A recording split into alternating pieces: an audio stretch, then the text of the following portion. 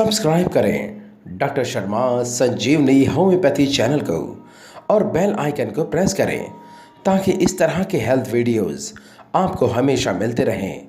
Thank you. नमस्कार दोस्तों, स्वागत है आप सभी का एक बार फिर से मेरे YouTube चैनल पे। मैं डॉक्टर विभूति शर्मा संजीवनी होम्योपैथी रायपुर छत्तीसगढ़ से आज बात करूंगा एक बहुत इम्पोर्टेंट सिम्टम पे।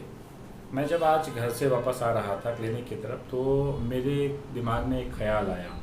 एक्चुअली एक एक्टिविटी हुई जिसके बाद मुझे लगा कि ये इस टॉपिक पर एक वीडियो बनाना चाहिए। मैंने कुछ इस तरह से किया ये, और ये बात दिमाग में घर कर गई कि मुझे ये जो एक्टिविटी मैंने अभी किया, जिसे हम बोलते हैं डकारे आना या बेल्चिंग या बर्पिंग या मेडिकली इसको एक और टर्म यूज़ किया जाता है, उसे बोलते हैं इरेक्टेशंस। तो ये क्यों होती है, मुझे लगा कि इसे एक बार बताना चाहिए, क्योंकि ये एक नॉर्मल सिम्टम भी हो सकता है और या फिर ये 4-5 प्रकार की मेडिकल कंडीशंस का मिक्सचर भी हो सकता है। क्या कभी आपने सोचा है कि ये इस तरह की चीज़ें होना, डकारे आना, क्या एक मेडिकल सिम्टम जो मेडिकली किसी तरह की इलनेस को शो करता है या ये नॉर्मल कंडीशन है? तो चलिए पहले समझते हैं कि बेल्चिंग होती क्यों है। बेल्चिंग या इरेक्टेशन होने का सबसे सामान्य जो कारण है वो ये बताता है कि हमारे स्टमक में एयर है।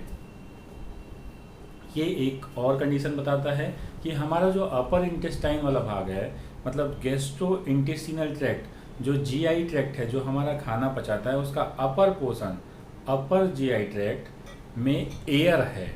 ये एयर बाहर आना चाहती है, इसीलिए भी बेल्चिंग होता है। दूसरा, जब हम कभी ये जो मैं बता रहा हूँ ये सामान्य कंडीशन है, ये मेडिकल कंडीशंस अभी नहीं है, मतलब ये कोई बीमारी अभी नहीं है, ऐसे समझो। दूसरा ये तब होता है जब आप किसी तरह का कोई कार्बोनेटेड ड्रिंक यानी कोई कोल्ड ड्रिंक पी रहे हैं, जैसे आपने पेप्सी पी लिया, कोका कोला पी लिया, मिरिंडा पिया, जिसमें कार्बोनेटेड वाटर मिला है, कार्बोनेटेड ड्रिंक है जो, उसमें उसको भी पीने के बाद आपको एकदम से बेल्चिंग होती है, बर्पिंग होती है, या डकारें आती है, या इरेक्टेशन होता है। ऐसा लगता है जैसे पूरी गैस बाहर निकल रही हो।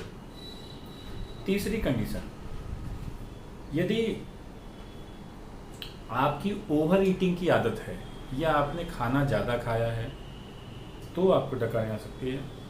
और चौथा, यदि आपका जो ओवर ईटिंग है वो तो एक पार्ट है ही है, यदि जो खाना आप खा रहे हैं वो, क्योंकि कुछ लोगों को देखना गैस बनने की आदत होती है।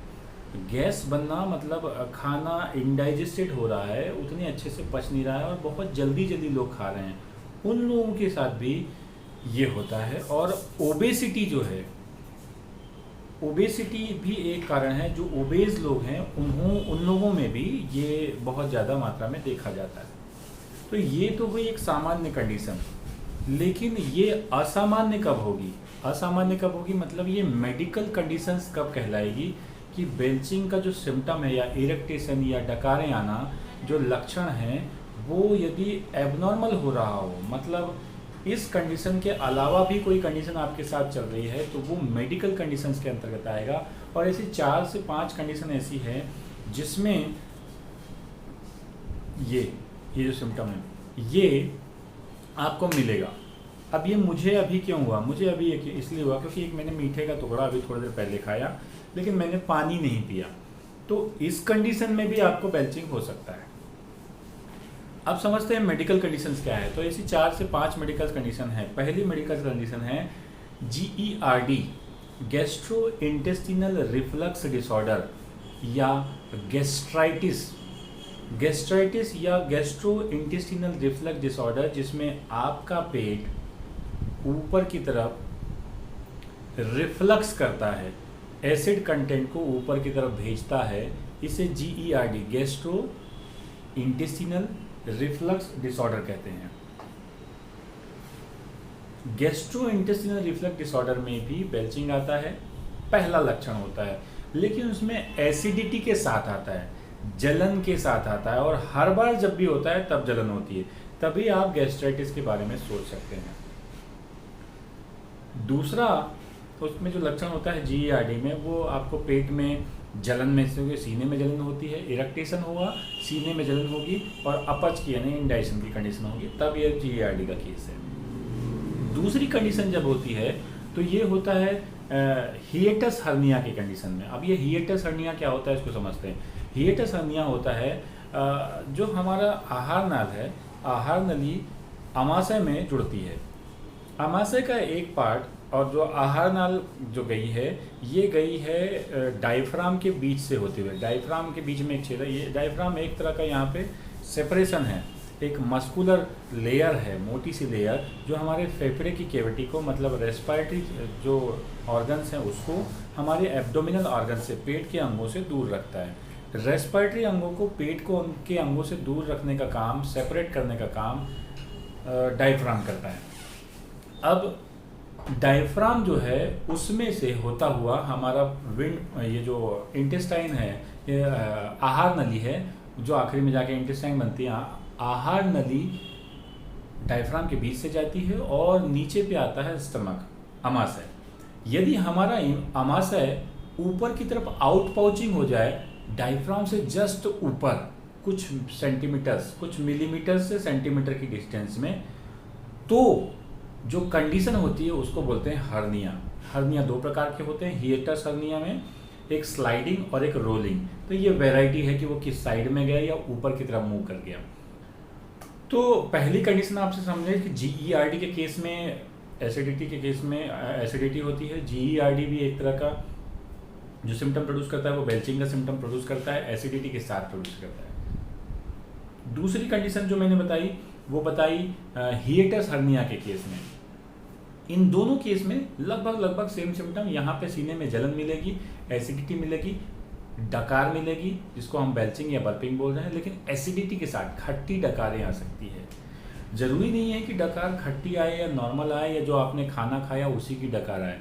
ये नॉर्मल भी हो सकता है बिकॉज देयर इज़ एयर।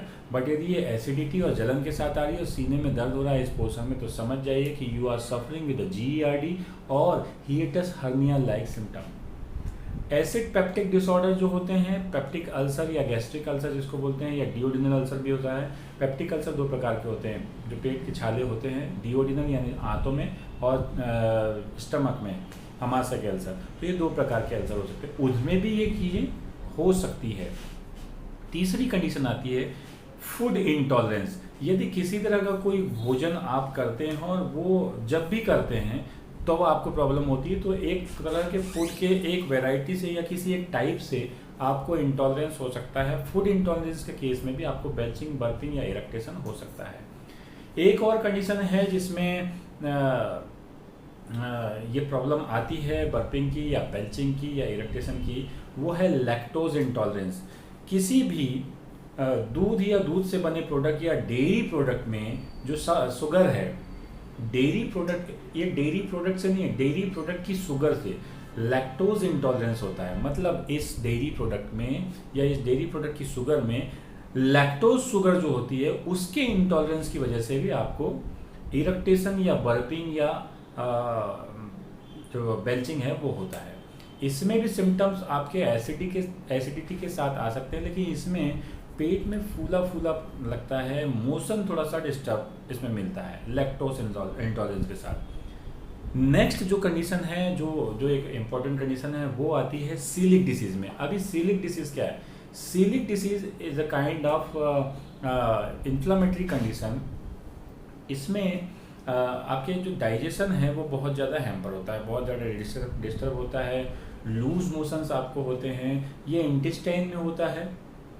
और इसमें समस्या आती है कि खाना पचता नहीं है प्रॉपरली, और डकारें आती है आपको, बेल्चिंग या बर्पिंग, इरेक्टेशन आपको होते हैं, पेट में दर्द इसके साथ में ज़रूर रहता है, और स्टमक मोशन जो है आपका प्रॉपर नहीं होता। इसका लेना देना स्टमक से यानी आमाशय से नहीं है, ये आंतों से ले लेते हैं। तो ये जो कंडीशंस मैंने बताई, ये कंडीशन यदि आपको इस तरह के कोई सिम्टम्स होते हैं तो और लंबे समय से आ रहे हैं, तो इसको चेक करवाइए। इसको चेक कराने से होगा ये कि लंबे समय से होने वाली ये कंडीशन आपको क्यों बन रही है, उसका कारण क्या है, बुनियादी या मुख्य कारण क्या है, यदि वो समझ में नॉर्मल है तो ठीक है, लेकिन फिर भी एक बार अपने डॉक्टर से इस बारे में बात करें। हो सकता है ऐसे किसी लक्षणों को आप जल्दी ट्रेस कर लें और आप पेट की किसी होने वाली बड़ी बीमारी से बच जाएं, क्योंकि GERD gastro intestinal reflux disease यानी जिसमें बहुत सारी बीमारियां आती है पेट की, उसमें गैस्ट्राइटिस यदि किसी को प्रॉब्लम होती है तो गैस्ट्राइटिस से सफ़र करने वाले लोग आने वाले समय में जाके पेप्टिक अल्सर या गैस्ट्रिक ड्यूओडेनल अल्सर में से सफ़र करते हैं, और ये एक बड़ी समस्या बन के आने वाले समय में आता है। तो ये मैं चाहता था इस बात को बताना, अचानक मेरे दिमाग में आया।